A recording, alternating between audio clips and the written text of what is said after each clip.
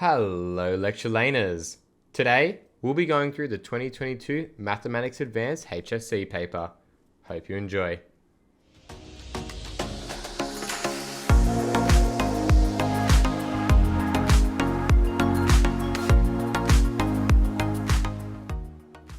Hello, lecture laners. Make sure you like, subscribe, and favorite as we'll be going through all the Mathematics Advanced papers until 1967, so stay tuned. Alright, so for our first question, which of the following graphs could be y equals minus 2x plus 2? So remembering that for any linear formula, it follows mx plus b. Now, the m representing the gradient, which in this case is negative 2, and the b, which represents the y-intercept, which is positive 2. So what that means is we have a line, that has a negative gradient, so it's sloping downwards, and the y-intercept must be 2. So it must look something like this. Therefore, the only option which fulfills these criteria is A. So consider the following data set with these 6 numbers. So what we're going to do first of all is figure out what the mean is. So the mean is always all of the numbers added together divided by the number of those numbers, which in this case is 6. So that means that the mean is currently 18. Now, if we add a number lower than the mean, what that's going to create is an average that is now smaller than it was before. So therefore, this mean is going to decrease to 16. The median represents the number that is in the middle of the data set. So if we look at 13, 16, 17, 17, 21, 24, well, there's an even number of data points. So we have to pick the number in between the two middle points. So if we've got 17 and 17, that's really easy. That means that the median is in between 17 and 17. So it is 17. By adding a 5 at the beginning of the data set, that means that our middle number is the 4th number along our 7 data points. So therefore, the median still stays at 17. Therefore, the answer must be D. So here we have a triangle, and it would like us to find the length of AB. So first of all, let's draw out this triangle. We've got AB. We know this is 26 degrees, and we know that this is H.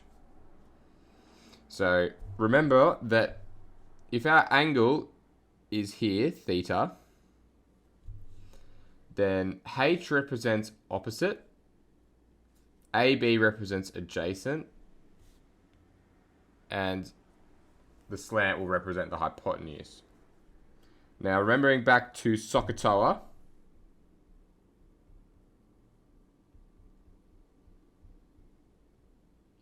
which tells us which trigonometric function we'll be using to calculate things. H and AB represent O and A. So therefore, we're looking at TOA, or tan equals opposite over adjacent.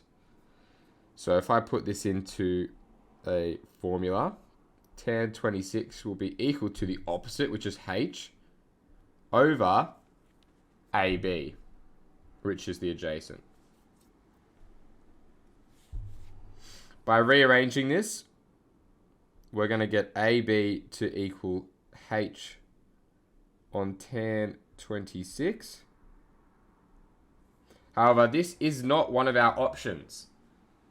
All of our options have the trigonometric function on the same level as the H. Now remember that 1 over tan theta is equal to cot theta. So that means 1 over tan 26 is equal to cot 26.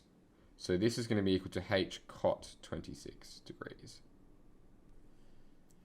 That means that our answer is B.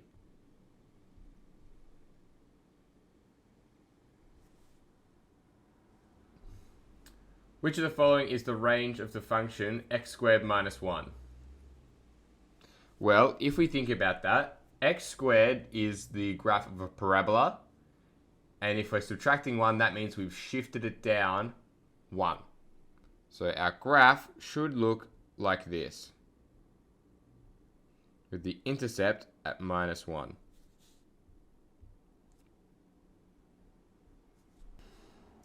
Now, the range represents the y values for which a graph exists. So as you can see, the y part of the graph that has a corresponding graph component is from minus 1 up to infinity. So therefore, the answer should be A. So next we're trying to figure out what the grade of a tangent is when hx, which is equal to f of x on g of x, is equal to when x is at 1. So what we're really looking for is h dash x. And the way we're going to find that is using quotient rule. So remembering back that in order to find a derivative of a fraction, we let u equal the top of the fraction, v equaling the bottom, and subbing it into the quotient rule formula. So in this case, u is f of x and v is g of x. So therefore, we'll be using gx times f dash x minus f of x times g dash x, and that's all going to be over gx squared. So that's using quotient rule, where f of x is u and g of x is v. Now subbing in what we know, gx when x is 1, so g1 is 8 times by f dash 1 is 4 minus f1, which is 2, times d dash 1, which is 12, over g1 squared, so 8 squared. Putting that all in the calculator, it will be 32 minus 24 on 64, or 1 on 8. Therefore, our answer must be D.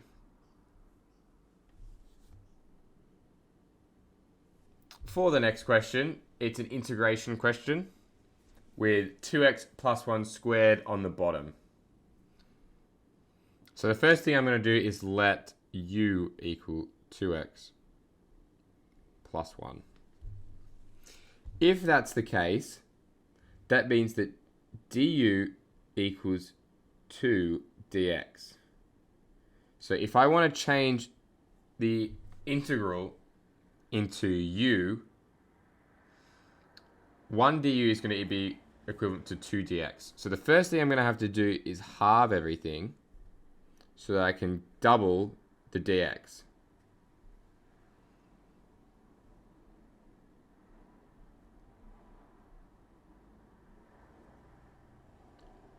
That means that I can now change this to du, and it's going to be 1 on u squared, or u to the power of minus 2. Doing the integral of this, I'm going to get negative 1 on u plus c. And multiplying that out and re-subbing in for x, I'm gonna get negative 1 on 2x plus 1 plus c. So therefore the answer must be B. So looking at this probability density function, we are looking for the value of the mode. So the mode being the most popular data point there is. Now the fx axis represents the probability or how often something happens. So we need to find when the fx axis is at its highest. And looking at the graph, that is when f of x is equal to 3 on 2 pi. So the peak of the sine curve. So then we look at the corresponding x point, which is pi on 4. So therefore the value of our mode is pi on 4, or c.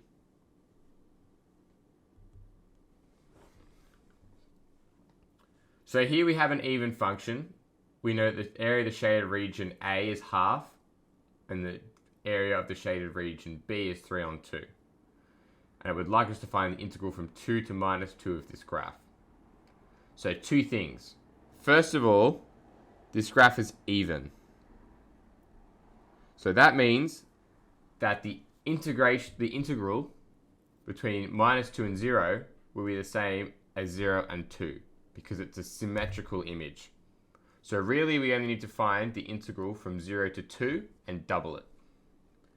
The next thing is A is a positive integral and B is a negative integral. So any area that dips below the line will create a negative integral, whereas anything that stays above the x-axis will remain positive. So although A is a half and B is 3 on 2, it's really a half minus 3 on 2. So the integral from 0 to 2 for f of x is equal to a half minus 3 on 2, which is negative 1. Doubling that, because it's an even function, will give us negative 2. So therefore our answer must be C. So Liam has played 2 games. He's equally likely to win each game. The probability that he wins at least one game is 80%. Okay. So in this situation, there's 4 possibilities. Liam can win twice, win then lose twice, or lose then win. Now, we know that this section where he wins at least once is 80%.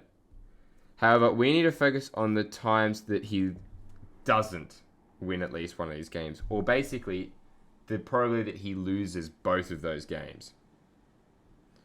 So he will if he wins at least one of the games at 80%, he will lose both at 20%. So losing twice equals 0.2.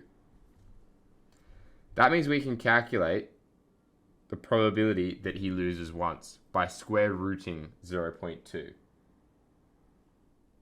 That's about 45%.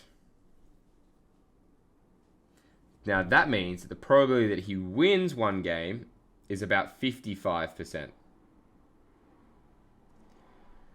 And the question asks, what is the closest probability that he wins both games? Well, if we square that to find out how many times he will win both games, the answer is about 31%.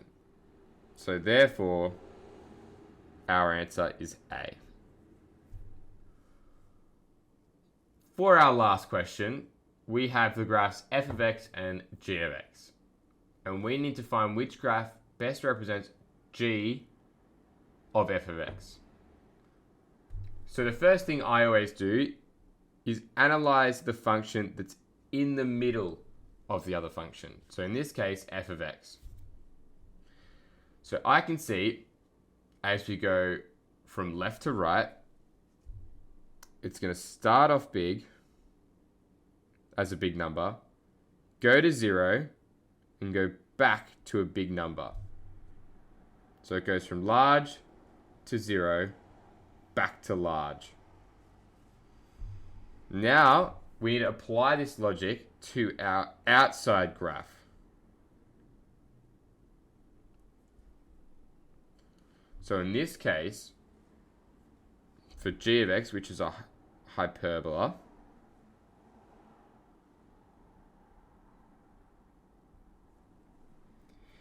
if we start out at a large number, due to our f of x starting off large, that means we actually start off small. So if we look at the really large end of x, we start off small, and as we get towards 0, we're going to asymptote and then get to 0.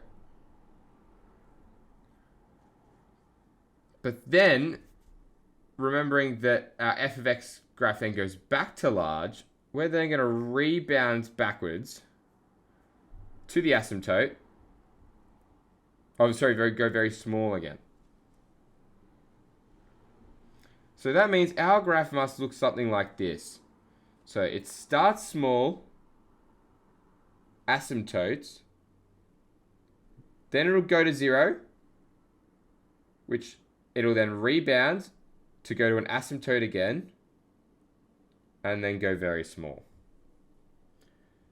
So therefore, our answer most closely aligns with B. That's all for the 2022 HSC Maths Advanced paper. I'll leave a link down to my website where you can find multiple practice exams and other scenarios. Please like and subscribe, and stay tuned for part 2. I'll see you in the next video.